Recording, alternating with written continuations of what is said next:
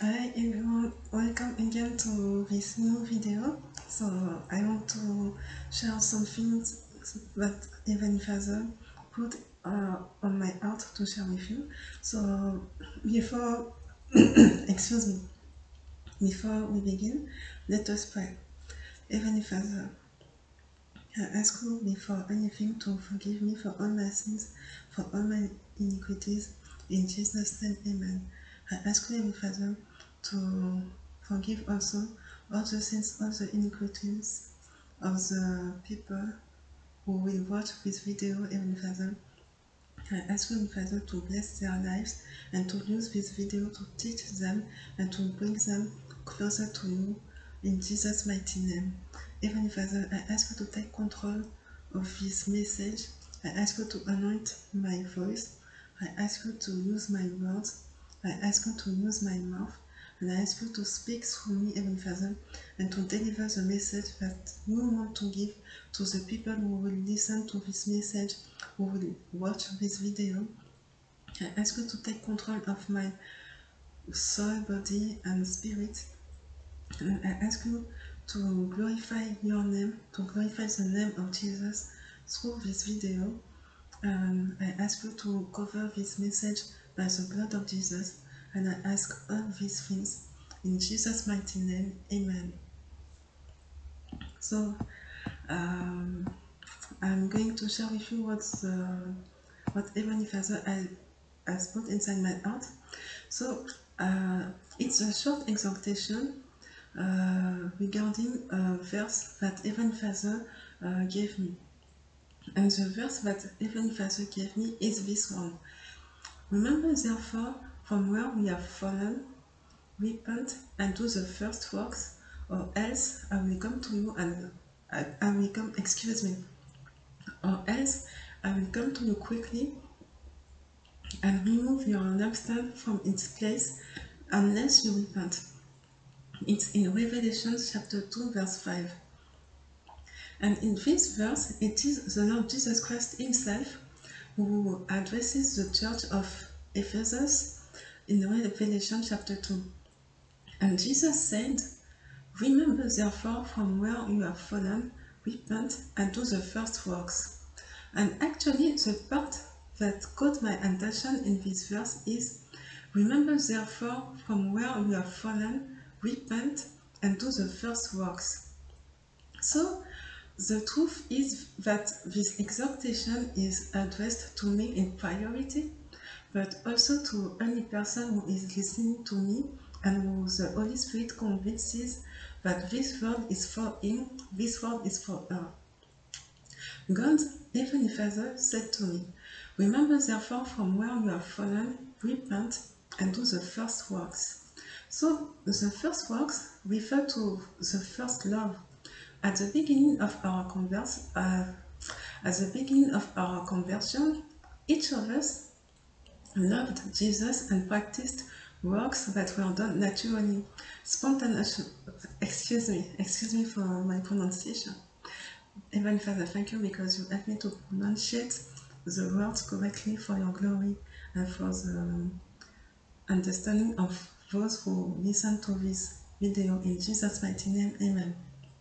So, the first words refer to the first love, and at the beginning of our conversion, each of us loved Jesus and we were practicing works that were done naturally, spontaneously, and with great joy.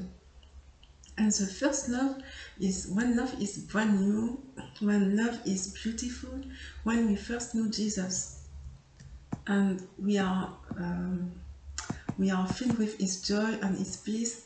And Heavenly Father asks us to praise Him at all times. He asks us to worship Him at all times also. And there is a verse in the Bible which says, speaking to yourselves in psalms and hymns and spiritual songs, singing and making melody in your heart to the Lord. In the book of Ephesians, chapter 5, verse 19. And the Lord simply said to me, practice your first works. And one of the first works I practiced, and I was practicing when I gave my life to Jesus, I was praising God, I was singing for God, and it was natural for me because I was enjoying to be saved, I was enjoying to be accepted as the daughter of God, of Heavenly Father. It was really a great blessing for me. And the truth is that praise and worship are really important to God. Praise and worship are really important to Heavenly Father. And Heavenly Father told me to go back to my first love and really keep my eyes on Him, to really ground my eyes fixed upon Jesus. And so the Word of God gives us this command, speaking to yourselves in psalms and hymns and spiritual songs, singing and making melody in your heart to the Lord. So when I say singing for God, when you are going to church and you are singing, when everybody is singing, it's already a good thing actually. It's a very good thing. But even Father expects really more from us who are His children.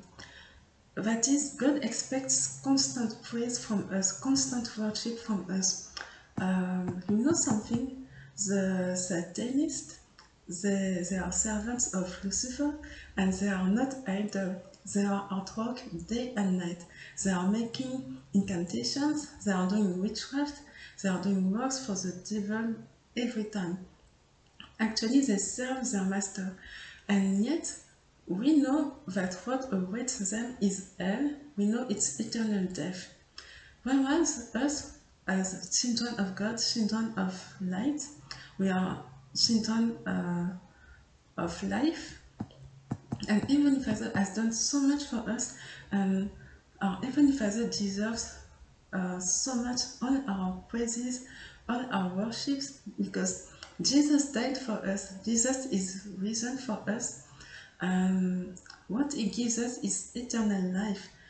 We have the assurance, we have this sweet hope, we have this firm assurance that when we leave this earth, we will join Jesus in heaven for eternity, and our names are written in the book of life. That's really beautiful. It's really great. It's an awesome news, and I'm so grateful to Heavenly Father for that.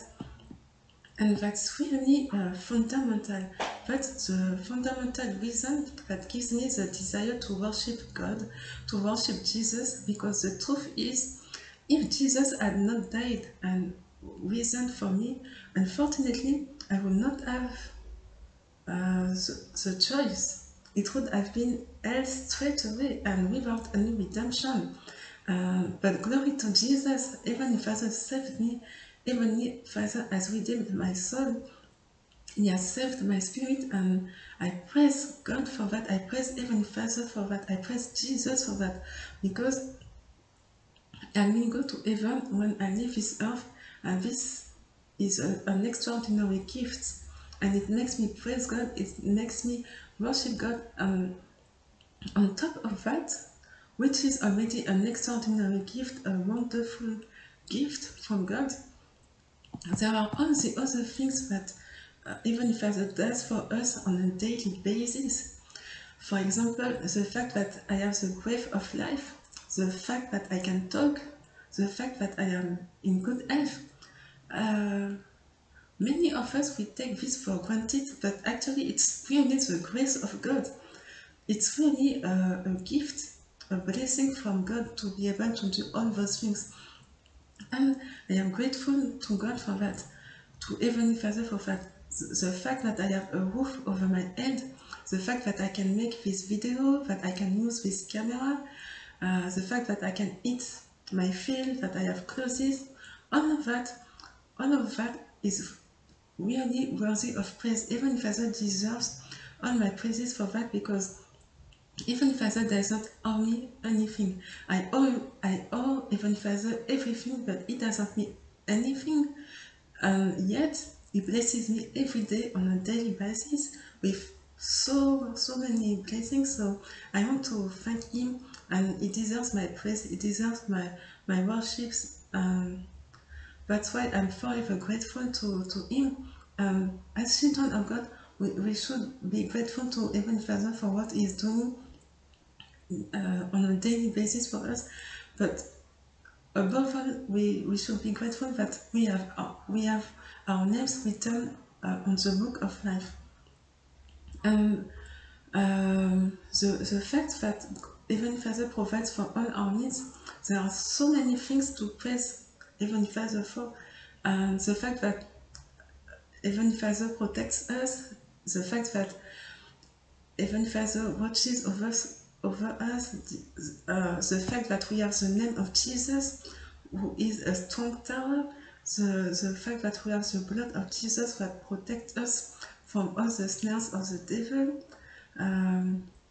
the fact that Jesus comforts us, the fact that we have the word of God to guide us, so many things, there are so many things, and really Jesus is really worthy of our worship. Heavenly Father is worthy of our worship, of our praise, and He really deserves all the glory. And this verse, it's not when you feel like doing it. It's not if you feel like doing it. Actually, it's true that there is a verse in the Bible that says, "Is anyone among you suffering? Let him pray. Is anyone cheerful? Let him sing psalms." In the book of James, chapter 5, verse 16. James chapter 5, verse 13. And it is true that when one is in joy, one has a desire to sing for God, and that is awesome. That is really awesome. Now, the Bible also says to offer our bodies as a living sacrifice. So sometimes it's a sacrifice to offer praise to God, because sometimes the circumstances we go through can really be painful, can really be difficult, and they can also be troublesome, and at that point it becomes a choice, it becomes a sacrifice to fix our eyes on Jesus and to remember all that He has done for us, all the good things that He has done for us. The fact that our name is written in the book of life, and all the other things. And as we are children of God, instead of having our eyes fixed on the passing circumstances, we should actually keep our eyes fixed upon Jesus, even when we are in trying circumstances. Sometimes in life, we are going through extremely painful circumstances, and that's why it is called a sacrifice of praise, excuse me. And Heavenly Father takes extreme pleasure in the sacrifices of praise, in the sacrifices of worship. The Bible says to offer our bodies as a living sacrifice. And so, when we offer our voice to God, when we offer our voice to Jesus to bless His name, when we offer our mouth to Jesus, when we use our mouth to Jesus to bless Him, when we use our mouth to lift Jesus up, when we use our voice to magnify Jesus, it's a sacrifice when you go through difficult circumstances and then you decide, even if as Jesus, I know despite all that, I know that you are extraordinary. I know that you are my God.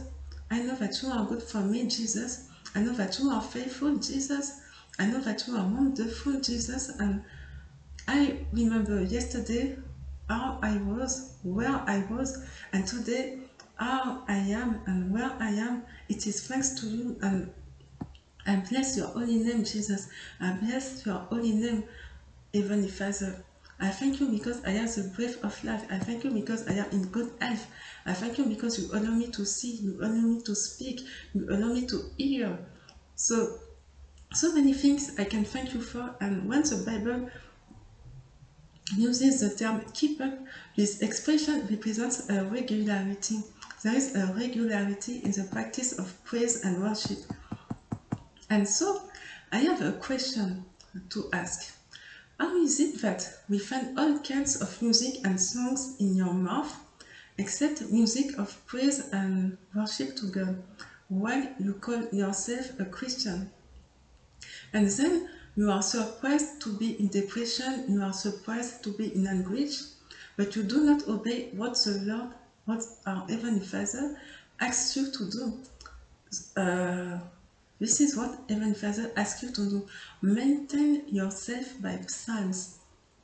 And regarding psalms, the majority were written by David, by King David. And the psalms were praises to the Lord. They were accompanied, by music with harp, for example, and other musical instruments with which King David, was raising his praise to God. And the Bible says to maintain ourselves by psalms, by hymns, by praise and worship. And when we praise our Heavenly Father, when you praise your God, when you praise Jesus, when you worship Jesus, you will see that depression, anxieties, and all the dark thoughts, all the negative ideas will disappear and will go away from your life. Actually, this is not normal that you are a child of God, that you are redeemed by Jesus, and still you are in depression. This is not normal for a Christian. Of course, it is natural to have difficult moments, difficult dark moments in life that happens to everyone upon the earth. Because we are all human beings, and sometimes there are difficulties that happen in life. Life happens. But the fact of remaining in depression, of remaining in anguish or sadness, that is not normal for a child of God, because difficulties should be only temporary, but not lasting for a lifetime. And the Bible says that there are abundance of joy in front of the face of the Lord. So that means that when our eyes are constantly fixed upon Jesus, we will always be automatically filled with joy, no matter what the difficulties. It is a supernatural joy that Heavenly Father gives us. It is not a natural joy. It is a joy that not everyone can have. It is a joy that the world cannot have. It is a joy that those who do not know Jesus cannot have. It is a wonderful, deep, powerful, blessed joy that comes from Heavenly Father, that comes from above. And it is a joy that God, Heavenly Father, gives to those who turn their faces to Him. And when we turn to Him to look at Him, we are radiant with joy, and our face is not covered with shame. And when we praise God constantly, when we constantly thank God for all things, and even for things that seem negative, because the Bible says, and we know that all things mean all things work together for good to those who love God, to those who are called according to His purpose. In the book of Romans, chapter 8, verse 28. So that doesn't mean that you have to rejoice over the negative things that happened, but you are going to rejoice that God will use this negative thing to work for your good. And it will work for our good, because all things work together for the good of those who love God, for those who are called according to His purpose, as it is written in Romans chapter 8, verse 28. So that's all. That's what the Lord, that's what Heavenly Father, that's what Jesus had put on my heart to share with you. So I pray that Heavenly Father will bless you. May the peace of God be with you. And remember to praise our Heavenly Father, to worship our Heavenly Father, to glorify His name, to glorify the name of Jesus, to celebrate the name of Jesus, because Jesus is so worthy. Jesus deserves all the glory, all the praise at all times. And yes, we serve a wonderful God. So be blessed, and may the peace of God be with you. And bye.